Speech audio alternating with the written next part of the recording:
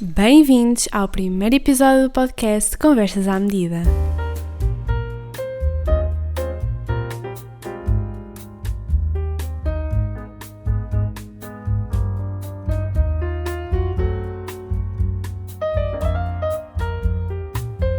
Olá, sejam bem-vindos ao primeiro episódio do podcast Conversa à Medida. Como eu já disse, sentem-se confortavelmente. Ok, não, isto não vai ser uma meditação guiada, podia ser, mas não é. Estavam à espera, malta que me conhece, pessoas do YouTube, pessoas do Instagram, amigos, estavam à espera que eu criasse um podcast. Provavelmente sim, não é verdade? Toda a gente agora cria um podcast.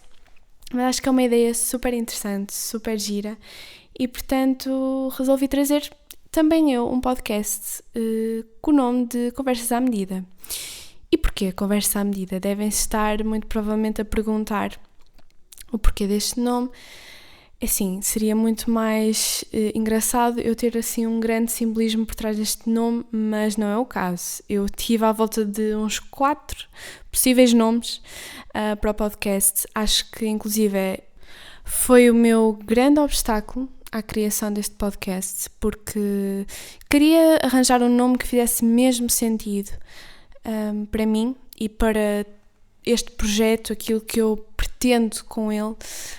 E portanto eu acordava durante... Não acordava durante a noite, mas por exemplo antes de adormecer estava sempre a pensar, ok, se for este nome, se for este, e depois dizia, e depois via se aquilo ficava no ouvido, e se fazia sentido, e se soava bem. E depois numa primeira fase estava a pensar colocar um título em inglês. Não que eu seja contra títulos em inglês, eu inclusive gosto, por exemplo, no YouTube eu tenho várias rúbricas que têm títulos em inglês, mas eu não queria um título em inglês.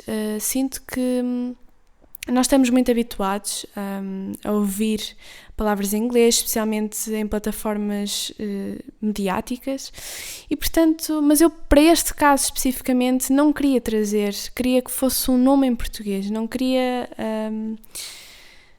trazer um nome em inglês, não sei. Foi mania minha, podem dizer, mas não sei, por exemplo, pôr um nome em português e depois falar em inglês. Ou melhor, desculpem, ai meu Deus, já me estou a confundir, ainda agora comecei. Pôr um nome em inglês e depois falar em português.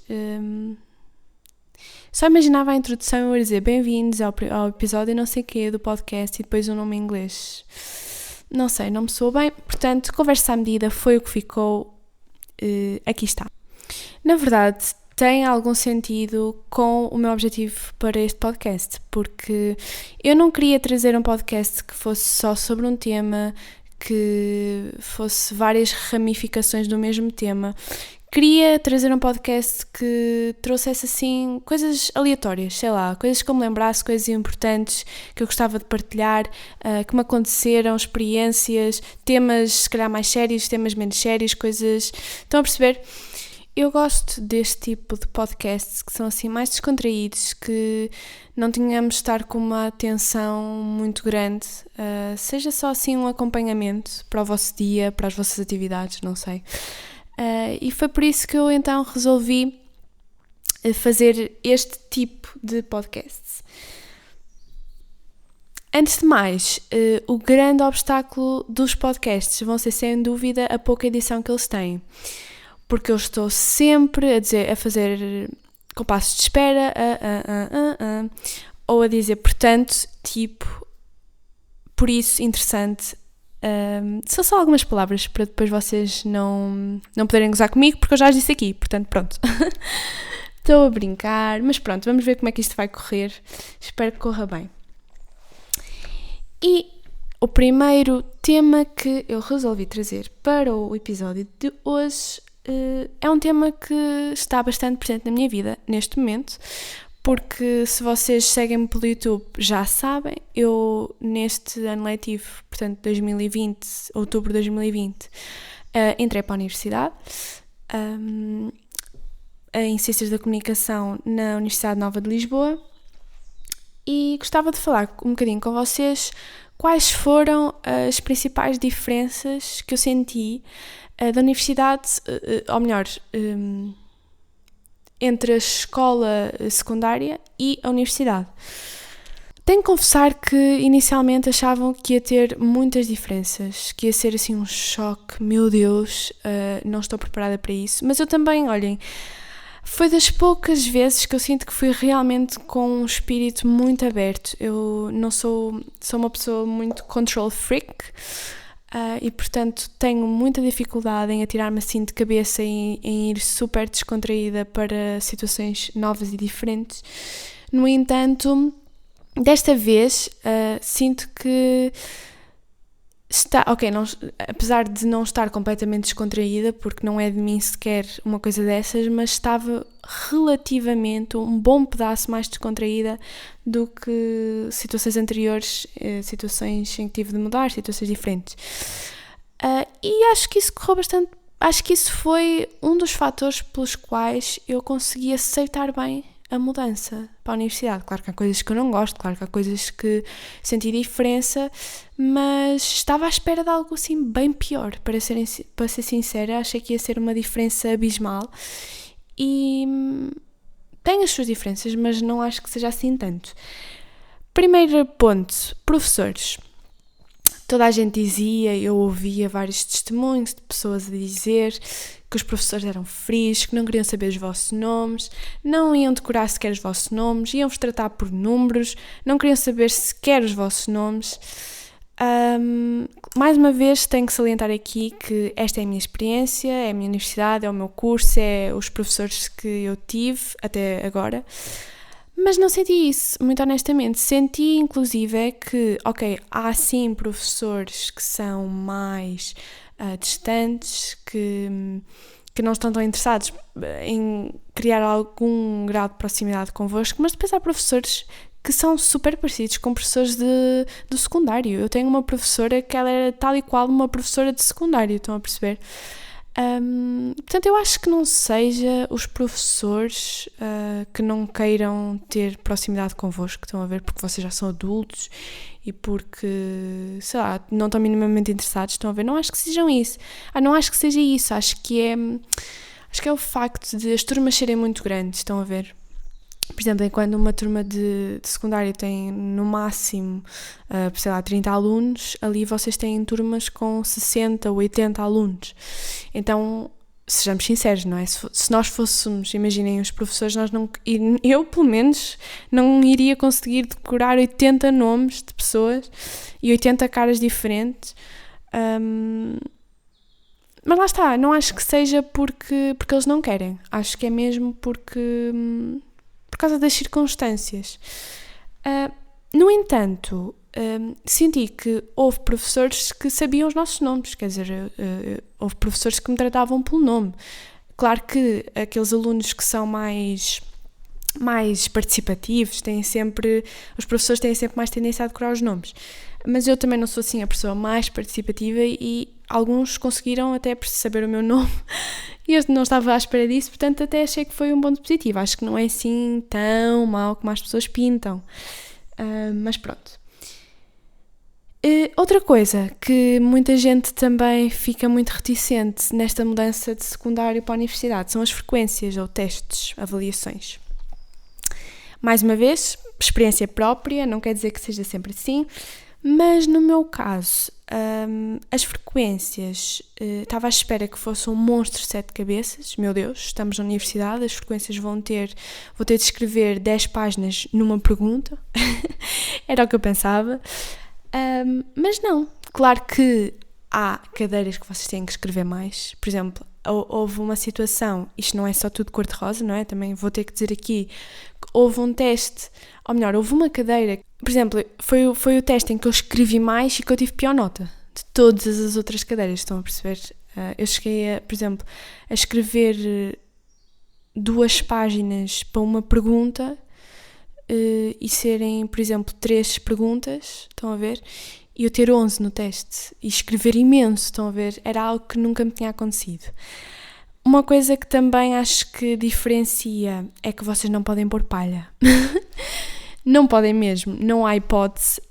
Eu sei que no secundário às vezes nós conseguimos, por exemplo, temos aquelas ideias principais lá, estão a ver, mas depois não desenvolvem assim tão bem as ideias, mas depois acabam por ter cotação porque estão lá as ideias principais, então os professores acabam por vos dar cotação. Na universidade não. Na universidade os professores são expert naquilo que estão a perguntar-vos, portanto é muito difícil de tentar dar a volta ou ir com rodeios e ter cotação na pergunta.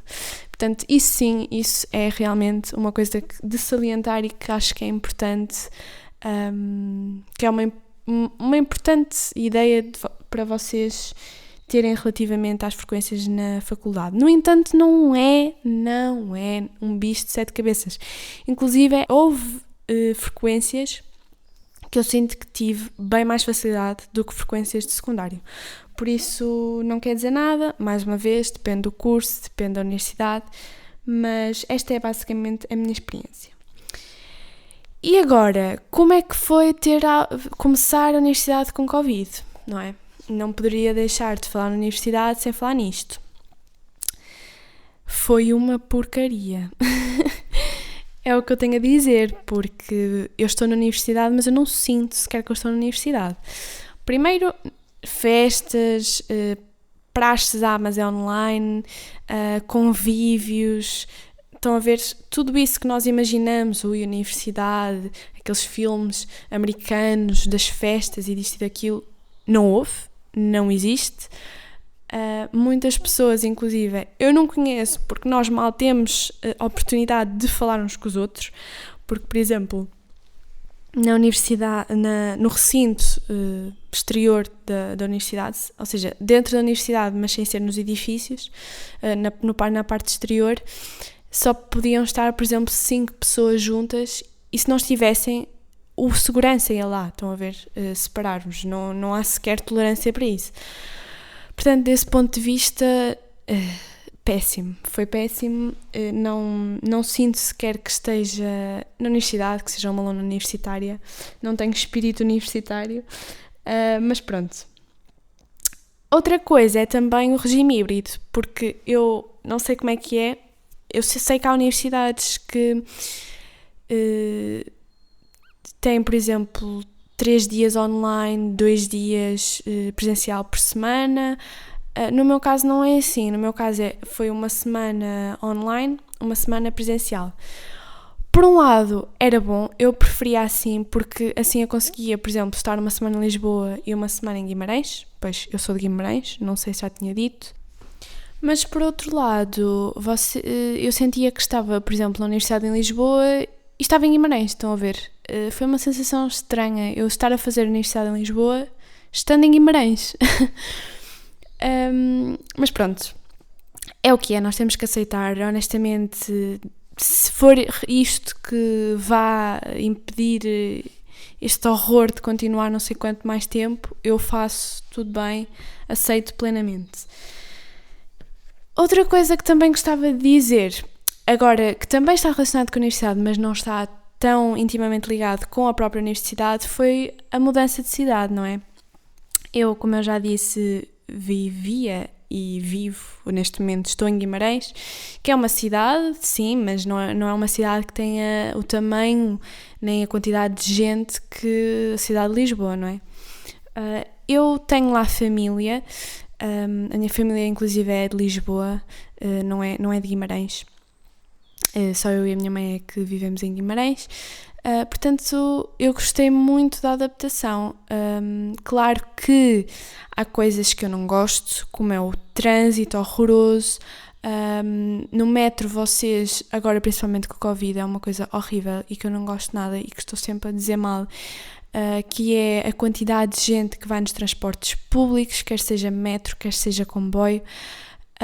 Mas por outro lado, sinto que vocês têm... como é que eu ia te explicar? Estão mais ocupados, percebem?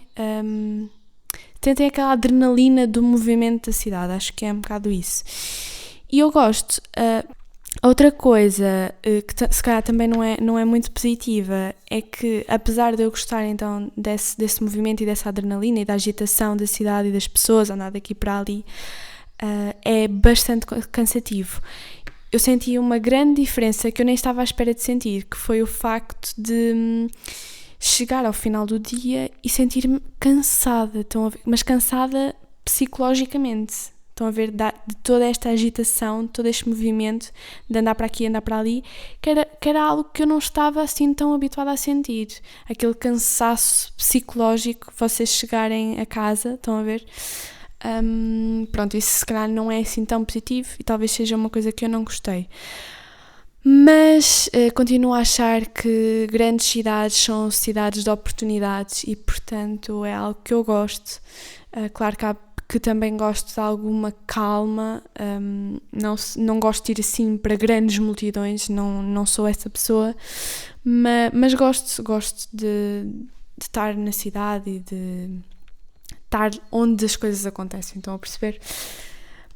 Para além disso, estando lá a minha família é um ponto extra, não é? Eu sempre fui muito habituada a viver a minha vida toda longe da família, por isso se calhar não sou uma pessoa assim muito, muito ligada à família, não estou totalmente dependente da família, sinto perfeitamente que consigo ter uma vida independente, ou seja, não tenho constante necessidade de estar, por exemplo, acompanhada em casa ou assim, mas por outro lado sinto muito essa falta de proximidade com a família. Estão a ver, de um almoço na casa da avó, um jantar na casa da tia, estão a perceber essas tradições familiares que eu nunca tive, nunca fui muito habituada. Nós juntávamos praticamente apenas nas festividades, Natal, Páscoa, Verão.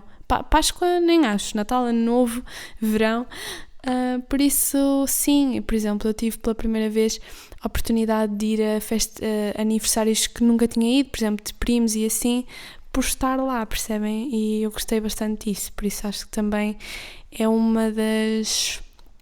dos fatores que me levou a gostar bastante desta mudança. Ainda assim, claro que sinto falta de casa, que sinto falta do meu espaço, das minhas coisas, é óbvio, mas sinto que, lá está, este regime híbrido permite-me fazer, viver um pouco dos dois mundos, estão a perceber? E esse é realmente o grande ponto positivo deste ensino diferenciado relativamente ao ensino totalmente presencial. Fazendo agora aqui uma ponte para outro tema que eu lamento ter de trazer para aqui. Eu sei que toda a gente já está super cansada, não posso, eu própria já não ligo a televisão nas notícias porque eu já não posso ouvir falar. Não sei quantos mais 1000 pessoas que estão infectadas com Covid e não é disso que eu quero falar do que é estarmos em casa e o que é o confinamento, o que é que isso simboliza. Eu sou uma pessoa que gosta de estar em casa.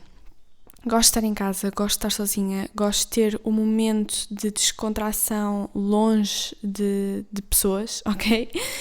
Nunca fui uma pessoa que estava todos os fins de semana fora, ia para festas e noitadas e coisas dessas, não faz parte da minha personalidade. Claro que gosto de sair com amigos e amigas, mas isso não significa que eu fosse uma pessoa que estivesse constantemente na noite, percebem? Não era de toda essa pessoa. No entanto, sinto que ficar em casa este tempo todo é horrível, ok? Em março eu não achei assim tão má ideia, porque, mais uma vez eu digo, eu gosto de estar em casa, gosto de ter tempo de fazer as minhas coisas, estão a ver? Mas agora, e este confinamento tão prolongado como tivemos o de março, e agora que voltamos novamente em confinamento, está a ser bastante complicado de passar o tempo, especialmente porque eu estou de férias neste momento, estão a ver, não tenho aulas, nem testes, nem trabalhos, nem nada para fazer, e então a procrastinação está ao rubro. Eu sou uma pessoa que faz sempre tudo e que tenta ao máximo não procrastinar, mas sinto que cada vez mais estou a procrastinar. E quanto menos coisas tenho para fazer, mais procrastino. É muito engraçado.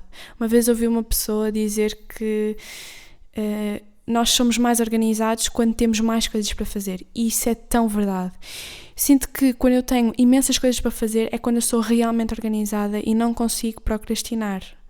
Quando eu tenho, por exemplo, uma coisa para fazer, eu procrastino tanto, meu Deus, tanto. Se vocês tiverem uma ideia da quantidade de vezes que eu já tive para gravar este podcast, da quantidade de dias que deixei passar sem gravar, portanto, isto é o claro exemplo da procrastinação. E não é porque eu não queira fazer, é porque não sei, estarmos em casa, estarmos sozinhos, não sei, sabermos que o dia seguinte vai ser igual ao de hoje, dá uma grande, grande desmotivação. Sinto que desmotivação é a palavra que acompanha sempre este meu confinamento. Porque ainda por cima é uma altura em que parece que é exigido que nós façamos coisas. Estão a ver, estás em casa, agora tens tempo para fazer isto, tens tempo. Eu própria, não estou a dizer só fatores externos, mas eu própria tenho essa exigência comigo. Ok, agora estou em casa, agora vou fazer 30 coisas, amanhã vou fazer não sei quantas coisas. E depois não faço, e depois estou os dias todos a fazer o mesmo, percebem? É horrível, eu não gosto nada. E depois há aquele auto-julgamento, estão a ver, de volta, não fiz, tive tanto tempo, não fiz nada, estão a perceber? Acho que isso realmente são alguns dos principais problemas que eu tenho em ficar em casa. E depois há outro problema, sempre que eu ouço isto dos confinamentos, que é as pessoas mais velhas. Porque as pessoas mais velhas que não estão em lares, eu sinto que, por exemplo, eu vou falar de pessoas da minha família, não é? Porque eu não sei como é que são pessoas, das vossas famílias não conheço. Mas no meu caso, as pessoas mais velhas da minha família, não querem saber disto, estão a ver? É muito engraçado como nós estamos a fazer isto por elas e elas não querem. Percebem?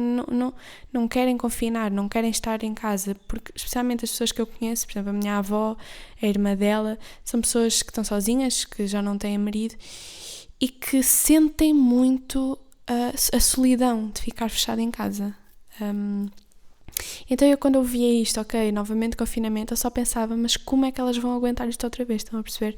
Porque eu sinto que as pessoas mais velhas vão-se muito abaixo com isto, nós temos de ficar em casa e temos de confinar e depois não podem sair, não podem fazer as suas rotinas, e sendo reformadas e estando sozinhas é horrível, e eu própria quero, calma, ok, mas eu não posso, eu também tenho que pensar por elas, estão a perceber? Porque é esta dualidade de eu quero que elas se sintam bem, eu quero ir lá, quero visitá-las, mas eu não posso para o próprio bem-estar delas. E depois quando elas dizem, mas eu não quero saber, eu tenho que morrer algum dia, se for disto se não for é de outra coisa, eu quero viver, estão a perceber? É realmente desolador para mim, porque nós, enquanto sociedade, estamos a fazer isto pelo bem das pessoas mais velhas e pelas pessoas de risco também, não é? Não só, mas também. E talvez seja a principal causa, o principal motivo, e depois eu tenho pessoas da minha família que não querem, dizem, não, mas eu não quero, eu quero viver, porque eu já tenho pouco tempo, e a verdade é essa. Pessoas que já são velhas, nós também não sabemos como é que nós nos vamos sentir nessa altura, e estarmos a privá-las de viver o pouco tempo que elas têm, e que sentem tanto isso, porque eu sinto que à medida que vamos ficando mais velhas, vamos começando a pensar cada vez mais em aproveitar a vida e como é que vamos utilizar o tempo que nos resta. E quando elas se veem obrigadas a ficar fechadas e a não poder fazer aquilo que elas querem, não poder aproveitar os momentos, elas sentem-se super revoltadas, elas e eles. Eu estou a falar no feminino porque, as pessoas velhas que eu conheço são pessoas de sexo feminino. Mas acredito que isto também aconteça a homens, a senhores mais velhos. Depois, por outro lado, temos outro padrão nas pessoas mais velhas, que é o padrão das pessoas que têm medo, que querem ficar em casa porque têm medo. Isso acredito que o confinamento não seja tão mau no sentido de, ok, podem estar confinadas em casa porque querem, percebem? Elas próprias querem estar confinadas em casa para não apanharem, mas depois estão sempre em sobressalto, percebem? Porque têm medo de apanhar. Eu não tenho ninguém, ou melhor, tenho, se calhar da parte da família do meu pai, acho que os meus avós são mais assim, têm medo de apanhar. E, portanto, quer de um lado, quer do outro, acho que isto está a fazer muito, muito mal psicologicamente às pessoas mais velhas. E não só as pessoas mais velhas, as pessoas todas no geral estão a levar um grande abalo na saúde mental. Ontem foi dia de votações, portanto, eu estou a gravar isto segunda-feira, dia 25, portanto, ontem tivemos dia de votação e foi a primeira vez que eu fui votar. Pois é. E o que é que eu posso dizer da minha experiência de votar? Ok, não foi nada demais. Uma coisa que eu queria muito, que senti, é que eu queria muito estar informada. Estão a ver? Eu queria muito saber, ok, este faz isto, este faz aquilo, este quer aquilo, este tem esta posição, aquele tem outra.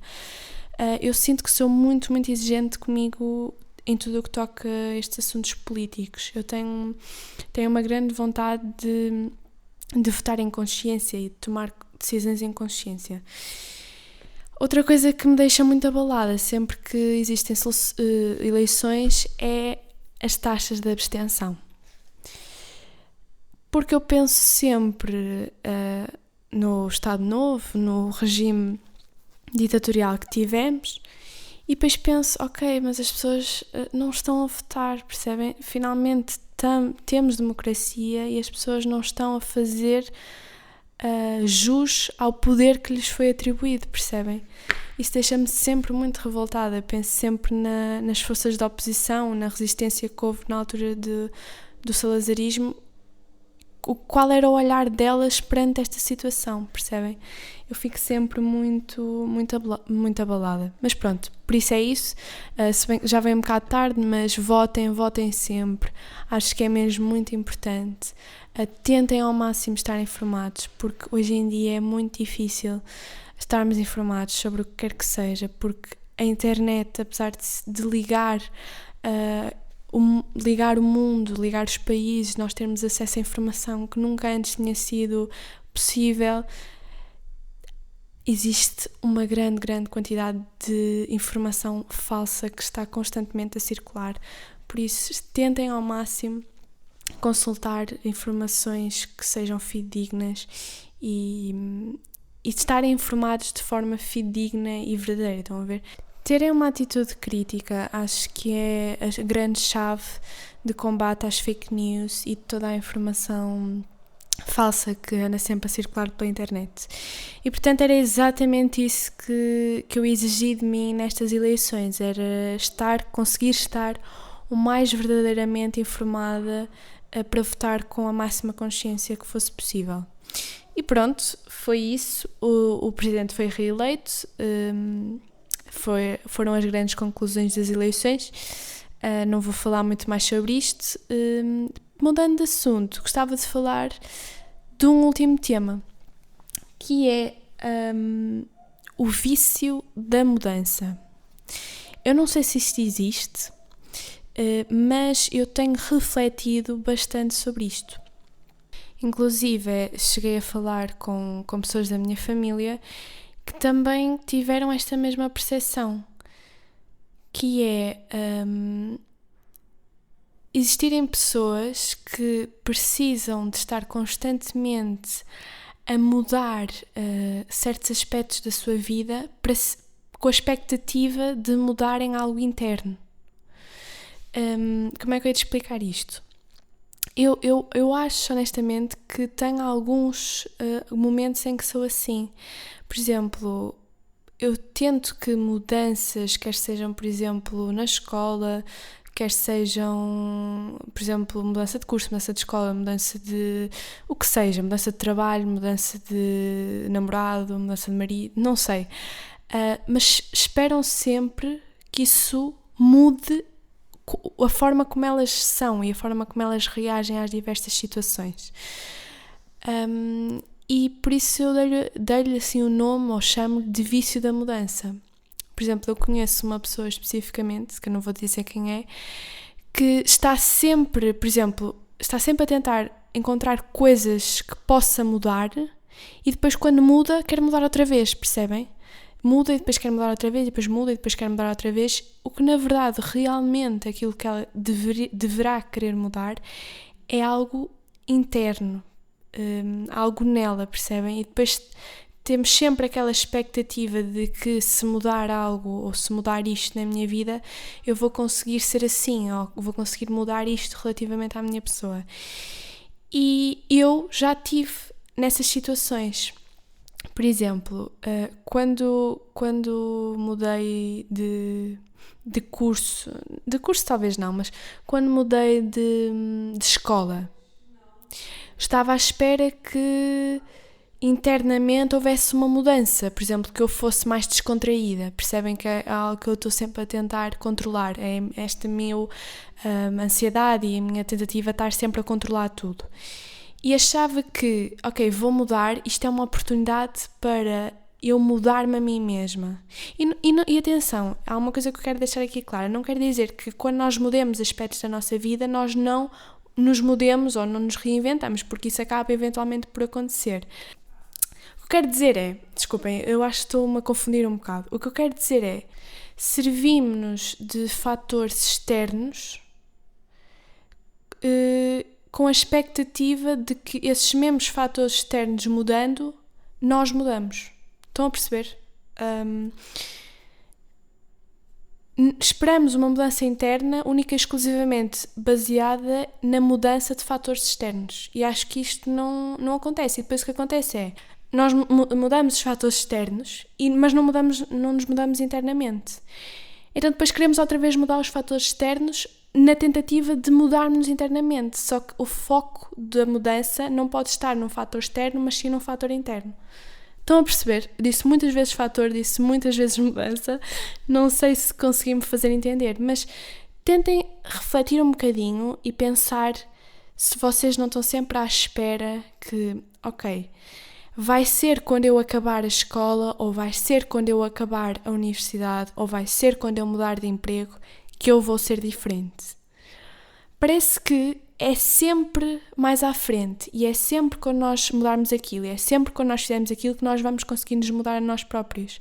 E depois isso não acontece e ficamos frustrados e queremos mudar novamente. Portanto, eu tenho realmente verificado, tanto em mim como em outras pessoas, que isto acontece. E a mudança, mais uma vez digo e sublinho, e já disse isto num vídeo meu do YouTube, onde explico o meu percurso escolar, a mudança é sem dúvida uma coisa positiva. E nós temos de perceber que quer advenha da mudança algo positivo, quer advenha algo negativo, é uma coisa positiva, porque algo positivo melhoramos, não é? E algo negativo aprendemos. Portanto, é sempre algo importante de incluirmos na nossa vida, a mudança. No entanto, não podemos estar à espera que a mudança de fatores externos provoque automaticamente uma mudança de fatores internos. Percebem? Não quer dizer que não possa influenciar, porque obviamente influencia, mas isoladamente não é o único fator que vai provocar isso. Percebem? Pronto, era isto que eu queria dizer. Reflitam um bocadinho sobre isto, espero que tenham conseguido perceber. E é isso, eu espero que tenham gostado deste primeiro episódio do podcast. Eu agora vou ouvir tudo e vou ver como é que está.